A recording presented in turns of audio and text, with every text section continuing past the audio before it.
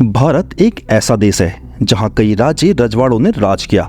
इनमें से कई राजा ऐसे हैं जो अपनी अजीबोगरीब सनक के लिए जाने गए। ये राजा अक्सर अपनी सनक में ऐसे काम कर डालते थे जिसे जानकर हर कोई हैरान रह जाता था।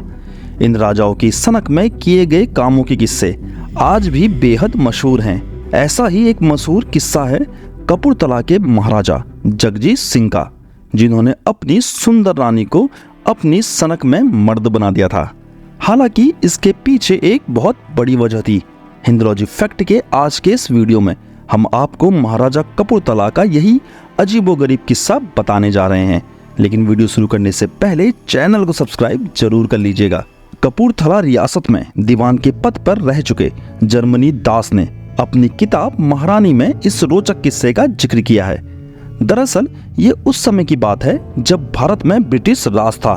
उस समय भारत का सबसे बड़ा ब्रिटिश अधिकारी वायसराय हुआ करता था। भारत के राजा महाराजाओं को भी वायसराय की हर बात माननी पड़ती थी। महाराजा जगजीत सिंह के समय लॉर्ड कर्जन भारत का वायसराय था।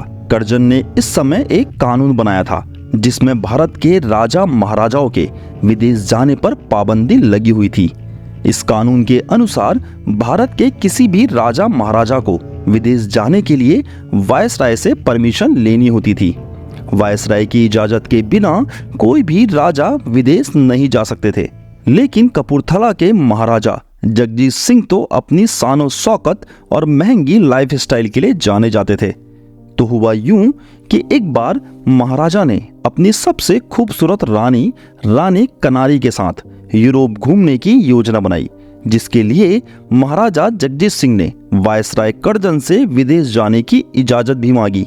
कर्जन ने महाराजा जगजीत सिंह को विदेश जाने के लिए इस शर्त में इजाजत दी कि वह अपने साथ कुछ सहायक लेकर ही यूरोप जा सकते हैं, लेकिन अपनी किसी महारानी को साथ नहीं ले जा सकते। महाराजा इस आदेश से काफी परेशान हो गए। अब स्थिति यह थी कि करे तो करे क्या। खैर, महाराजा ने इसके लिए अब एक सनक भरी तरकीब निकाली। दीवान जर्मनी दास ने अपनी बुक महारानी में लिखा है कि उस समय कपूरथला रियासत के दीवान उनके पिता दौलत राम थे, जिन्होंने राजा को रानी कनारी को मर्दाना वेश में यूरोप ले जाने की तरकीब बताई। दरअसल उस समय आज की तरह विदेश यात्रा पर जाने के लिए पासपोर्ट की जरूरत नहीं पड़ती थी। रानी कनारी का पूरा नाम रानी कनारी साहिबा था, जो शिमला के दीवान की बेटी थी। रानी कनारी महाराजा जगजीत सिंह की 6 रानियों में सबसे खूबसूरत थी। महाराजा जगजीत सिंह भी रानी कनारी से बेहद प्यार करते थे। महाराजा ने रानी कनारी को यूरोप की सैर कराने का वचन दिया था।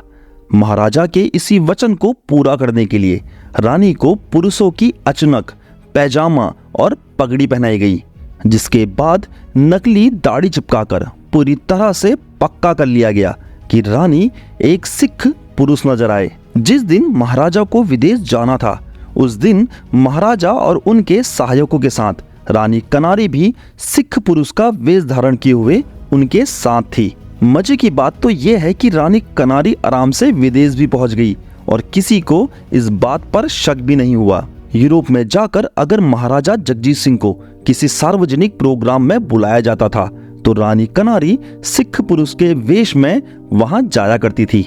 बाकी दावतों और घूमने फिरने के लिए रानी अपने असली रूप में जाया करती थी।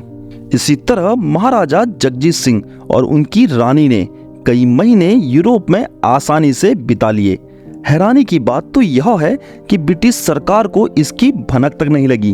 भारत वापसी में महाराजा और महारानी जब बंबई उतरे तो वहां के गवर्नर और सेक्रेटरी ने वायसराय की ओर से इनका स्वागत किया। इस स्वागत समारोह में भी सिख पुरुष वेशधारी रानी कनारी को कोई पहचान नहीं पाया। इससे पता चलता है कि आजादी से पहले राजा महाराजा अपनी सनक और जिद पूरी करने के लिए कुछ भी कर गुजरने को तैयार रहते थे। जिस तरह कपूरथला के महाराजा जगजीत सिंह ने अपनी सनक और जिद पूरी करने के लिए ब्रिटिश शासन के आंखों में धूल झोंक दी थी। हालांकि कुछ समय बाद जब अंग्रेजों को इस किस्से का पता चला तो वह महाराजा जगजीत सिंह से खफा हो गए। लेकिन तब तक महाराजा जगजीत सिंह अपनी रानी कनारी के साथ यूरोप घूमकर वापस भारत आ चुके थे। इसी तरह के रोचक फैक्ट जानने के लिए हिंदुलॉजी चैनल को सब्सक्राइब जरूर कर लीजिएगा।